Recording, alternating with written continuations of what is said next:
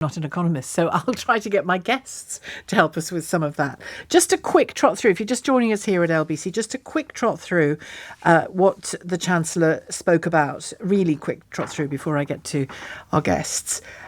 She talked about her fiscal rules, and again, we'll get into what they are in a moment. Non-negotiable, no change there, no further relaxing of the fiscal rules. The focus is on stability and security, working people front and centre. She's on that subject. You might not feel like you as a working person are front and centre, depending on how some of the recent announcements have affected you. But she says that the Office for Budget Responsibility, which is an independent body that assesses government spending in a way and forecasts what government choices might mean for growth and household spending, that they have forecast that real household disposable income will be on average £500 a year more, so that your average family will be £500 a year better off in subsequent years of this Parliament. You might be, you might not be, but have a think about that one, whether you're convinced that you as a working person are front and centre of Rachel Reeves' policy announcements. She talked about the public finances as well, building resilience to deal with shocks. Some cuts to jobs in the civil service, voluntary exit schemes talked about as well, investment in probation, which I think will be welcome. Again, we don't have a great deal of detail on that yet, but that's what she announced. Extra funding for foster care is an interesting one as well. If you work in foster care in any way, I'd be interested to hear your thoughts on what that particular sector needs. What else? Defence spending. We know already that the plan to increase it to 2.5 and ultimately to 3% of GDP, our national wealth, or national productivity, down the line, increase it to 3%. But she also talked about defence as a means, the defence industrial complex as a means of creating jobs as well. What else do we have here? She focused a lot on defence, actually, which we'll trot through a little later. But those OBR planning reforms, she said the OBR had said that the government's planning reforms, changing the planning policy framework, would permanently increase GDP in the next few years of the Parliament to 15 billion. That's a confident claim. Says house building will reach a 40-year high. That's the OBR having looked at their house building plans. The government's house building plans say house building will reach a 40-year high. And she talked about skills as well, just reiterating some things which were pre-announced earlier in the week.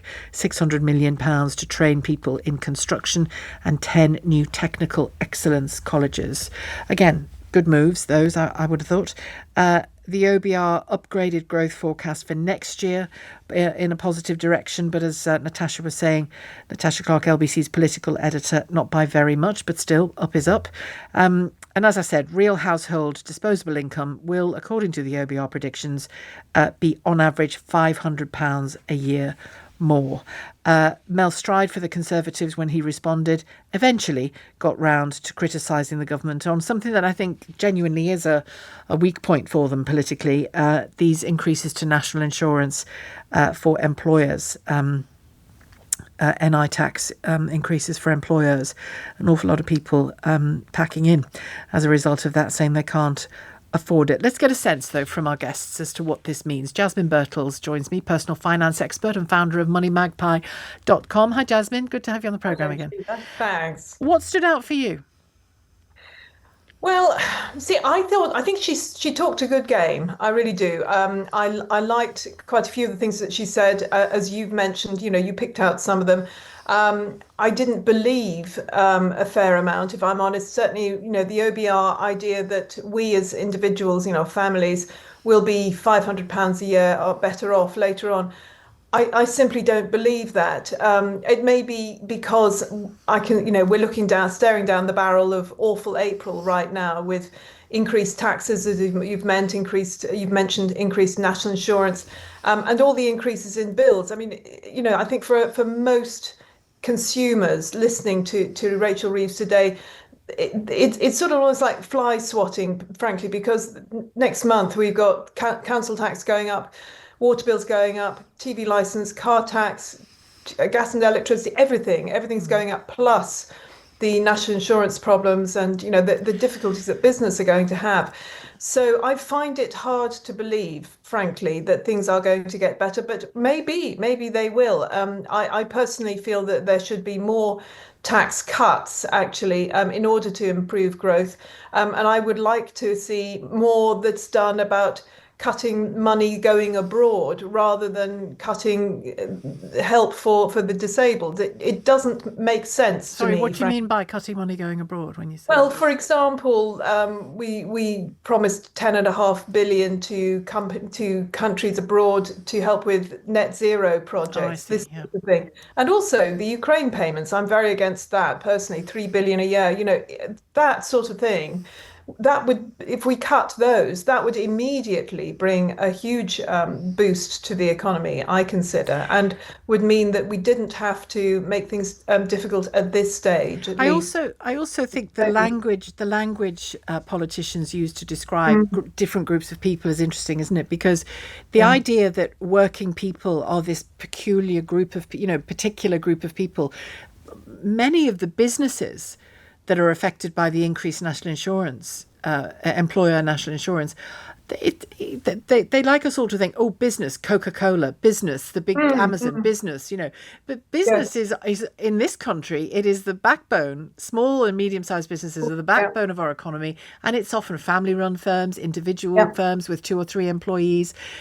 They're working people. The Yes. directors of those companies are working people. Exactly. I was just talking to a friend who has a B&B and a cafe. She's got 10 workers. Her bill is going to go up exponentially next month. And she said she's already working out who she's going to have to get rid of. And she doesn't want to get rid of any of them, Mm. but she's going to have to simply to survive. And that sort of question issue is being dealt with by people all around the country. I have 3 employees. I'm not getting rid of any of them, but it as a small business myself, I am very aware, increasingly aware of taxation just decimating all profit, frankly. You Mm. think that you're doing all right, and then suddenly, oh, yet another tax bill.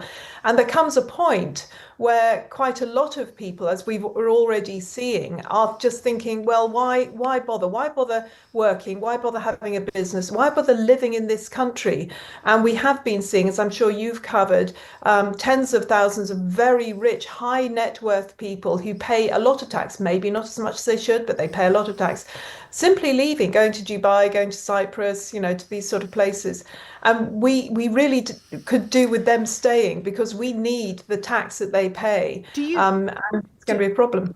going back to the £500 a year better off on average, families on average, you don't believe it. I had a question mark over it when she said it. And certainly, she did say on average, but certainly from what I hear every day on the programme when we talk about living Yeah. standards, people are really struggling. And even people who are previously okay, doing okay, not rich, not poor, doing Mhm. okay, are starting to really have to make choices about luxuries that they have and things Exactly. like that. And this isn't just because we're in the fuel crisis. This is an ongoing cost of living crisis, as you know. But with all of that in mind, I wonder what you think about the overall impression of the speech, because I was left thinking this is a person with her head down, in a good way, with her head down, working really hard to balance those books and make sure that next time she goes to the polls, that everybody goes to the polls, they've got a better story to tell about the Mm. strength of the economy, and the jam will then start to come. And Yeah. and I wonder whether at this point in time, given the 10 years we've just had for all kinds of reasons as a nation, people need a bit of that jam today. Yes, yes, I agree. Particularly, as I say, because of Awful April coming up, we do. We need the jam today. And it's by no means certain that in 6 months' time she will be able to give us better news. It doesn't feel like it to me, frankly. Again, like you, I hear from people, just ordinary people who are on their uppers, but also people who are sort of, as you say, managing. They're not wealthy, but they're managing, and there's a sense of depression around, really genuine depression, a sense of hopelessness and concern, because already they're finding it hard to manage. They're seeing the price of food going up really fast. Still, the price of food and price of everything going up, and you think, well, how, why are these things Mm. going up? So I think that it's going to take quite a lot longer than 6 months. I think I understand why she's talking a good game. I would do the same in her position. Absolutely. You need I to. got the impression she wasn't looking at. I mean, clearly she has to come back to us in 6 months, but I got the impression she was saying in 5 years we'll have better news. Well, That's what this all looked that, like to me. that's very true. Yeah. Yes, yes, absolutely. The proper jam tomorrow is going to be in 5 years, absolutely, which If isn't we're really lucky. enough. Yes, if we're lucky. Well, that's the thing. And I think most people, ordinary people listening to that will go, oh, great. Well, I'll leave now then. Oh no, don't go that far just yet. Thank you very much indeed, Jasmine. Good to talk to you. Jasmine Birtles, personal finance expert, founder of moneymagpie.com. Michael Saunders now senior advisor at Oxford Economics, who also served as a member of the Bank of England's Monetary Policy Committee. Good afternoon to you. Good afternoon. Can we start with what fiscal rules are? I think we hear it so much. I think it's important that people understand what it is. Sure. So these are aiming to keep the public finances on a sustainable path in order to make sure that the government's debts are not rising steadily year after year. And they have two rules. One is that the amount the government spends excluding investment, in other words, their day-to-day spending, should be covered by their tax revenues. So they only borrow to invest. And the other rule is that the government's debt relative to the size of the economy, so the ratio of public debt to GDP, should be falling. And the aim is to meet both of these rules a few years out in 2029, based on the government's tax and spending plans and the forecast for the economy from the Office of Budget Responsibility. Now, we tried doing without those rules briefly under Liz Truss. Remember that? Mm-hmm. So we need to have fiscal rules. That helps to keep the trust, the confidence of investors who buy the government's debt, that their fiscal plans are going to be sustainable over the medium term. It sends a message, does it, to the international markets and investors as well, that your country is a country, not a casino. That's right. But it means that the ability of the government to borrow is shaped by the outlook for the economy from the Office of Budget Responsibility and also by the level of government borrowing yields. And so at the moment, since the last budget in the autumn, gilt yields, the government's borrowing yields have gone up. And so the Office for Budget Responsibility inevitably projects higher debt service payments. That's reduced the amount the government could spend in other areas and still stick within its fiscal rules. And that's why we saw in the run-up to today's announcement those cuts to welfare spending, because that's what was needed, in the government's view, in order to keep borrowing within those fiscal rules. And that was what, broadly speaking, £5 billion saved by that welfare reform. The other amounts that were garnered in various different ways that she alluded to all seemed to be quite small, didn't they? 2 billion here, 1 billion there. Didn't seem to be particularly impactful.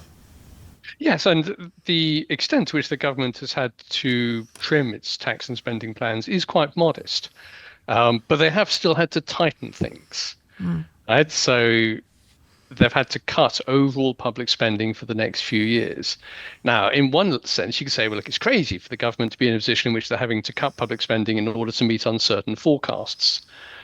But that's the consequence of the Chancellor last autumn choosing to set only a very small amount of headroom against those fiscal rules.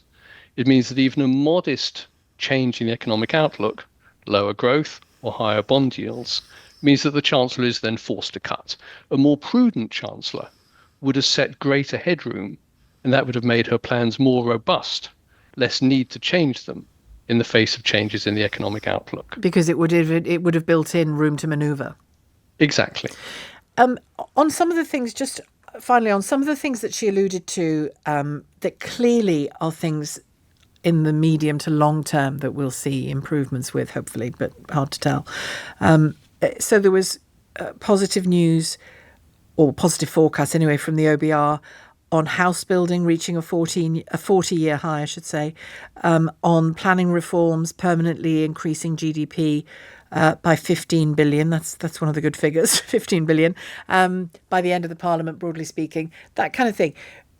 Skills, she talked about skills, talked about jobs in the defence sector as well as they increase defence spending. Do all of these sound to you like good levers to pull, areas to focus on, looking towards growth? So I think they're good levers to pull, but they're not enough. Let's take the house building and the aim of expanding investment in infrastructure. The reforms to planning, welcome. An infrastructure plan, welcome. But what about the problem of lack of construction workers?